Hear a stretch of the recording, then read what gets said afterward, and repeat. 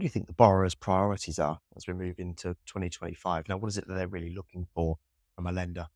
If we look at some of the opportunities that come out of challenging situations and environments, if you look at the opportunity for M&A, funder who can be a partner who actually gets to really understand the business and is a potential partner to go on a growth journey with you. I think being really clear about the information that we need to make a decision, being able to deliver on what we're saying, whether that's commercial terms, whether that's introductions we can make to them. I think it's about what we bring to the table as The well. value add. Yeah, and people are a bit more discerning. The people that are informed or have raised debt previously or have raised institutional capital, they're much more aware of the value add different types of funders can bring as well. What happens if things don't go to plan? What happens if this happens? I think people are thinking ahead of time about how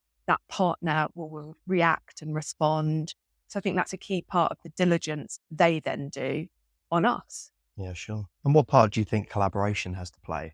If you think from a lending perspective, the view is very much that you want to be the lender, but actually, is there a greater desire from borrowers and perhaps from lenders more recently to perhaps collaborate with each other to find the right opportunities? Yeah, it's a good point. I think people are more mindful of the benefits of collaborating and actually finding the right solution for a business and what different parties collectively can bring to the table. Or if something's not right for us, that rather than just saying, no, sorry, it doesn't meet our deal box or criteria, there's an obligation that actually we can pass that introduction on to someone else who we think it might be beneficial for, or to an advisor to actually build that relationship slightly longer term. So even if it's not something we can support now, that actually you're keeping that warm for a point further down the line. Are you seeing more Mhm. deals come across the desk that have equity sponsors on board, whether it's high net worth or institutional capital? Are you seeing more or less? Is there a trend, do you think? Yeah, I think in certain sectors, especially where you're seeing higher multiples and therefore a need for cash or equity to come in alongside debt to make transactions. I'm also seeing equity in areas where I wouldn't see equity before, potential sectors where I think investment theses may have changed from 3 or 4 years ago. We were very focused around tech-enabled sectors. Yeah. We've almost seen a bit of a digression from that and moving back into certain mature sectors where you're seeing onshoring of certain services because they're very kind of highly specialized and high margin, Okay. especially in like defense, precision engineering. And we're seeing quite a lot of equity investment looking into those types of sectors. It's just interesting because even if I think about the deals that we completed already in this fund, even on the growth credit venture debt side, i.e. the higher growth, Yeah. loss-making businesses, the interest from the incumbent VC or PE, if they're at a slightly later stage, I think are much more amenable to looking at a broader scope of potential debt providers. I think so. If you think the venture debt market, there were a handful of players that every VC would go to and see if they could source the venture debt. Whereas now I think that level of collaboration and partnership means that we're seeing a higher number of deals that have really good equity sponsors on board, and that actually those sponsors are very committed to providing follow-on funding, whether it's for growth, whether it's for M&A, whether it's for research and development. It's safer for them to provide portfolio funding than it Yes. is to do brand new investments. So actually you're seeing really integrated funding partnerships. Agreed. And I think similar to what I'm seeing with the entrepreneurs is that price is no longer the key determinant of where they Interesting. decide to go. So Yeah. on the private equity stage, you would sit within a panel of providers, usually banks that would come in and provide leverage alongside a sponsor. But I think the sponsors, like entrepreneurs, they're looking at diversity of supply, just like everyone else. And actually they've become more in tune with the other value add and looking at the specificities around what goes in the legal documentation. Yeah. What is it from a covenant perspective that we want from them? What is it that they want from us in terms of permissions to act and be able to take control and do things that perhaps banks may be adverse to in traditional senior lending. And that's made them broaden their horizon a little bit and look at other debt providers. And again, structure is a big point. We see a lot of deals that we convert are based upon the structures that we're willing to accommodate, whether that be with tranching of our loan facilities, additional capital that we make available for the next round, the next acquisition. Yeah. Because again, from a sponsor's perspective, you're looking at that return, you're looking at a time horizon, and having a commitment from a lender or a partner that can add that value for them in the longer term probably makes more weight than just an interest return in the short horizon. Yeah, I would definitely say when you get that sponsor-backed deal as well versus the owner-managed, which is a really important part of our deal flow and portfolio. But on the sponsor side, I think the questions that you have around what happens if you get close on these financial covenants, what happens if we want to make this acquisition with permissions, etc. I think making sure that the structure that you're putting in place is commensurate with what the business is trying to achieve. And there's a lot of discussion around that upfront as opposed to if and when it happens. And I think that is helpful in setting a constructive relationship and course for a business. I'm definitely seeing far more of that as well. The one thing I would say is sponsor-backed businesses, they've got typically good governance, the board meeting, they have made a decision to raise leverage. On the owner-managed side, there is an element of still exploring what is right for them. So there's also, I think, that relationship building and making sure that we are not seen as a remote entity that provides this leverage and then they have to adhere to all of these covenants or requirements, that we're not trying to restrict the way that they do business, but ultimately you're trying to put in place a framework that works for both parties. And I think on the owner managed, making sure that they really understand the implications of that is a big part of the DD that we do on each other. And what do you think a good management team looks like in both environments, in both a sponsored environment and an owner-managed environment? It's a good question. I definitely think on the sponsor side, you expect a level of governance around it. I think having a board of directors in place with some non-execs or independents on there is super helpful. I think you have that level of processes in place, so the reporting, et cetera, et cetera. On the owner-managed businesses, having a good financial system in place, a good FD or a good CFO, if it's commensurate with the business. The number of times that we see a business and part of the funding is to recruit a CFO, I think making sure that what is in place is solid and robust, that it gives us a really good steer on the company and the team and the reporting going forward.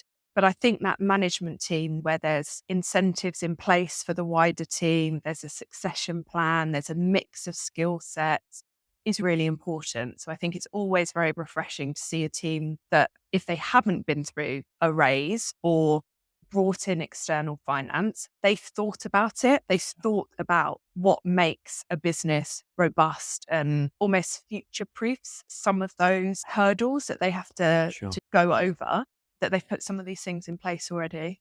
I find assessing management teams can be quite subjective. It's quite a personal thing for anybody in any line of business.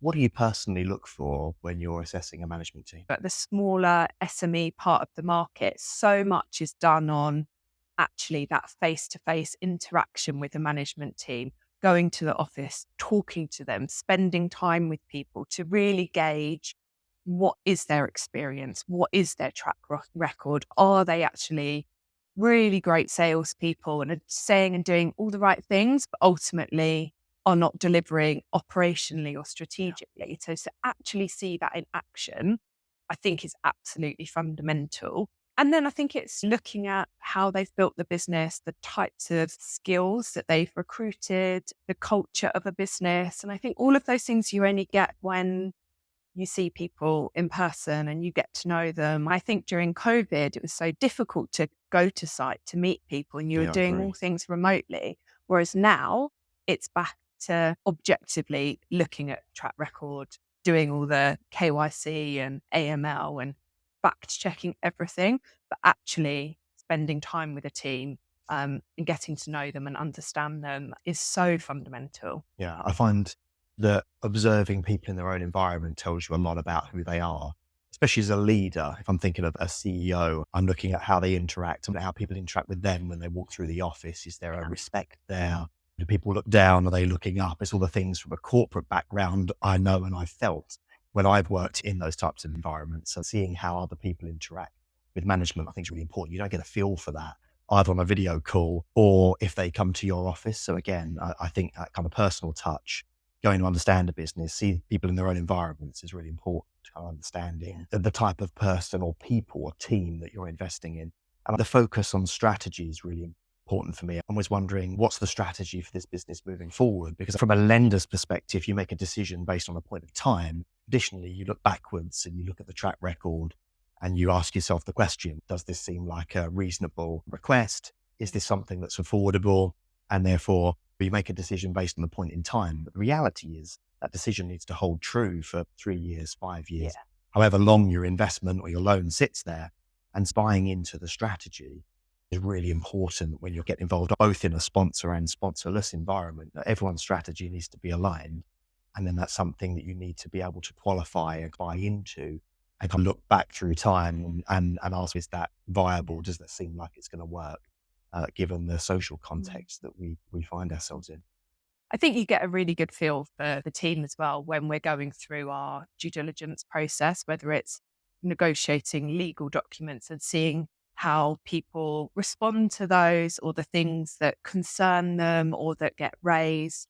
And then the commercial reality of taking a view on certain points. That whole process for us, start to finish, gives you a really powerful insight into how people operate, how they negotiate, the sensitive points. And that gives you a really good sense of who they are, how they behave, Sure. how they negotiate, and their longer term motivations. So I think that process is really helpful for us. Staying on the subject of people, what I found interesting at the roundtable was that even with the mixture of different sectors and different operations that people came from, everyone seemed to share the challenge of talent acquisition, finding the right people, and how more difficult that's become as a result of AI and distanced referencing and getting to know people. When you talk to your customers, what's the view on talent acquisition and people more generally? It can be very dependent on sector as to the challenges that they face when it comes to talent acquisition. It's interesting listening to feedback generally about remote working and how many people are back in the office and imposing minimum number of days and the approach generally to that. Because I think the one thing I would say, having built and grown the team here as well, is that when you recruit people, it's really hard to train people, coach people, mentor people from a distance. When I was starting out my career, the amount you absorb just being in the office, listening to conversations, absorbing all of that. I don't know how you replicate that remote working. The communication, the tech piece obviously is incredibly helpful and important, and it covers an element of that. But I think there's a real balance to be had. It's really important for a number of industries to differentiate themselves. If you think about the healthcare space, which we've obviously been doing a lot of work in at the moment, as a space that we're very interested in, that's really tough. How do you differentiate yourself? How do you then retain those workers? And that's where it becomes so important around the culture and actually what matters to your workforce, and really taking the time to understand that. So you can recruit the right people up front rather than making expensive mistakes.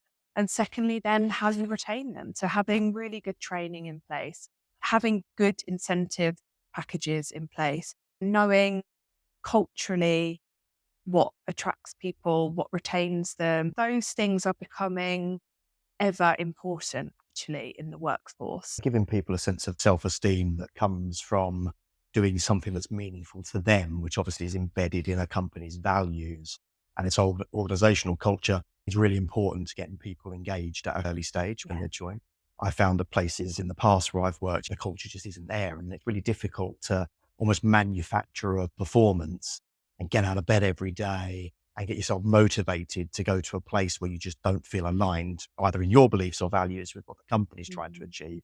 The human element is the common denominator across everyone within an organization, and culture can touch all of those people and is the differentiator. Do you think that with what's happened in the budget, the additional costs, especially from an employer's perspective, do you think that helps or hinders the issue when you think of talent acquisition? It's a bit of a double whammy for a number of different sectors with the cost of NI and the increase in minimum wage, particularly for certain sectors, whether it's consumer, retail, healthcare, you're facing different challenges compounding that.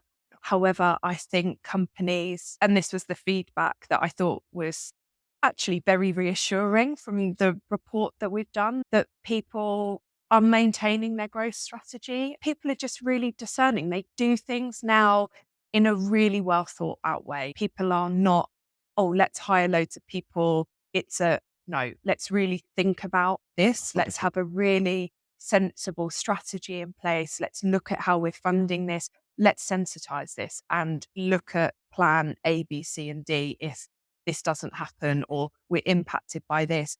There is just a much more holistic view of building a strategy and delivering on that growth. People are still recruiting. I don't think they're retrenching. This is different for different sectors and it's not going to apply to every business, but on the whole, I think people are committed to that growth. They take more time to think about it and there's a slightly longer term horizon on it. And I suspect you'll end up with lots of strategies, certainly from companies, about how to mitigate the impact of NI and the actual cash impact on companies. But it's just a much more well-considered approach to talent acquisition now, trying to get the right people in, making sure it's happening at the right time, and ultimately then more focus on retaining people. I think that's become a much more key component of the whole people element within companies now. Trying to build more loyalty Yeah. to hold on to those people that are important to them. Recruiting someone in is not without risk. It's not without uncertainty. So if you can do as much as you can to retain your key talent as well and help them progress, help them develop, that's as important as when you're looking to bring in new talent as Yeah. well. Do you think these challenges drive innovation or create stagnation? On the whole, I think they drive innovation. People use innovation to make sure that they're being as efficient as possible. If I talk to most people around the innovation that they're looking to deliver in the company, it's not to increase costs speculatively. It's to deliver cost savings or efficiencies or streamline processes. Does it mean that you're reducing the number of people you need? In certain parts of a business, certain functions get outsourced, but equally there is a focus on your key people-driven areas within businesses, and that becomes more of a priority. So we've talked about growth opportunities and challenges around talent acquisition. You've done a number of deals that involve M&A. Do you see that as a reason for people pursuing M&A strategies around that acquisition of talent, technology? What's been the rationale for the deals that you've looked at and done? Yeah, in professional services, especially, there's a lot more focus on who you're getting, who you're buying, or who you're buying out, and how long you can perhaps retain them. And actually, I think M&A is being used as a tool to find the right people in the market who are otherwise very loyal and built into a business, somewhat integrated very heavily. Actually, being able to acquire that business and bring that talent in-house is a strategy for many businesses that I've spoken to. When you get into the nuts and bolts of, well, why do you want to buy this business other than for the return they can provide? A lot of it centers around the people. So before we would talk about perhaps the IP, we would talk about the product, we would talk about the synergies that could be delivered by bringing two businesses together. More recently, it's been very focused on people. So synergies are still there and it's something in the background, but they're very secondary to what is it that we're actually getting? What is that core team of people? And there's a lot more focus on cultural alignment. Whereas from a lender's sphere, that's not something that we would talk about a lot. We would be focused on the numbers and whether they stack up and whether therefore it's fundable. But actually, what I find myself talking about with clients a lot, especially in professional services, is actually these people are a cultural fit and we're willing to pay a little bit more for that. We understand how the market would normally structure a deal. Mhm. What we want to do is perhaps approach it from a different angle, because really these people are the right cultural fit for us. And what might be 6 to 12 months of integration and cultural alignment, we feel isn't there. And therefore we get a greater return earlier on. So actually M&A is being used more, in my view, as a tool to acquire the right people and the right teams, than it is to acquire products and or the traditional reasons why you might want to buy a business. Yeah. And the relationships that those people have. I know that you've got a lot of experience with the professional services, buy and builds. And I'm thinking in financial services, take the IFA or wealth management market. We've seen a lot of consolidation in that market. And sometimes there's a tech platform angle that is important, but also what those IFAs are bringing, those relationships, that retention, the quality of those individuals, I think is a really key play for some of these buy and build strategies that we're seeing. And that is just expanding across a number of new sectors as well. There's some interesting industry dynamics where you've got quite a lot of fragmentation that's been caused by actually the talent within the business is becoming highly skilled and saying, well, I can do better than where I was working before. And what you find now is an economy of lots of smaller businesses with an aging population of owners that are looking at retirement planning, especially in light of everything that's going on around budgets, inheritance tax, and saying, well, what is my natural exit? I've built something around me. I've built a client base. I value that, but how does someone else value that? And actually, who do I sell that to? Almost as a one man, one person business. So actually these buy and builds or aggregators, whatever you want to call them, are coming along and actually are a much needed injection of fresh cash into a stagnating industry. There's a number of exits looking to take place. And actually there's a lot of efficiency to be born from bringing together 10, 20, 30 smaller individually run businesses into a larger business that has perhaps better technology, better governance, has the buying power to get the right kind of products for the ultimate end client. It's been vogue for a number of years, especially in professional services, IFAs, accountancy practices. We've seen go through this. We've seen this in the solicitors space to some extent as well. That coming together and consolidation within a marketplace actually creates quite a lot of opportunity for people to make a return, but also to pass that on to its people, to pass it on to its end customers as well. Yeah. Interestingly, with the M&A market, I've seen a number of deals that, yes, there absolutely is an element of driving cost synergies and cross-selling, but also a number of deals structured in a way that businesses can hold their own, i.e. there's a diversified group of companies that there is cross-selling, but they could hold their own in a downside situation, that they've got value, that they can operate independently, and almost a folio type effect being built within a group of similar companies, which I think is quite an interesting play that we're seeing at the moment. It's almost the old conglomerate model, which has always been viewed as a multinational, large organization structure, filtering down into the mid-market. Someone somewhere has a strategy to buy something that's quite diversified in a number of areas that either A, they understand, or they feel like there is an identified link between them. They can either provide supply power or buying power with customers. But at the same time, when that falls away, each of these respective businesses has its own function and its own independence in the way that it's run. Some of those are quite interesting from a lender's perspective, because what it gives us is a diversity of downside protection, in that you have the strength of the group or the collective whole, but also when that doesn't quite work out, you have the individual components that you can really drill into and understand where is the cash coming from, how you can diversify away, you can sell one part of the business, sell one product. That offers a different array of means for a lender to get comfortable providing leverage. It's an interesting trend, because the traditional 2 + 2 is going to equal 5, and we're going to arbitrage the multiple we pay. Great. And don't get me wrong, we see a lot of those strategies, but I think it's really interesting that, okay, look, we don't want to carry lots of inefficiencies or costs within this group. It's lean, but actually what we're doing is operational excellence across these group of companies that have some complementary areas, but ultimately are building something that has a bit more diversification. So I think that's an insight into people understanding the challenges that different types of businesses, different sectors face, and looking to mitigate that risk as well. And interesting trends that I'm seeing at the moment. That's also driven by smarter entrepreneurs.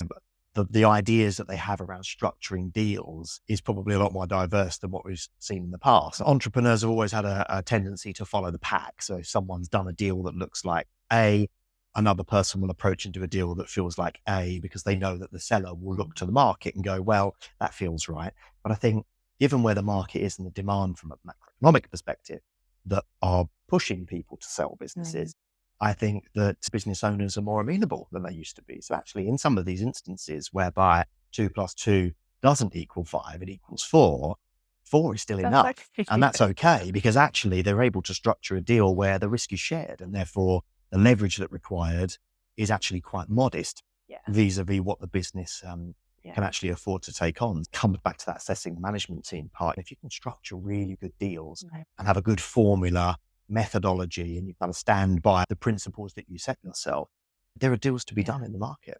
And sensibly structured deals. Also, being well advised comes into this conversation on both sides of the equation. But actually, you're just starting to see the realism of the world that we're in and the realities of it. And that is being translated into these structures. Getting what feels like a good multiple is just not enough now. I think what we've seen over the last few years is that the world is quite a turbulent place, and what you, I, an entrepreneur or an advisor can do is control a number of these things that go on that affect, what we're all left with and what we have to deal with. And so sharing that risk, building in downside protection is probably just as important. They're really thinking about this now, that it's a priority for them when negotiating deals, which is a bit of a shift from previously when you're riding a bit of a high on a sector or some nice multiples that you see your peer group getting. And now there's actually, let's think about different options and what could happen. So I think people's priorities and looking at how that is mitigated, how upside is shared, how deals are structured, there are more facets of that whole decision-making process.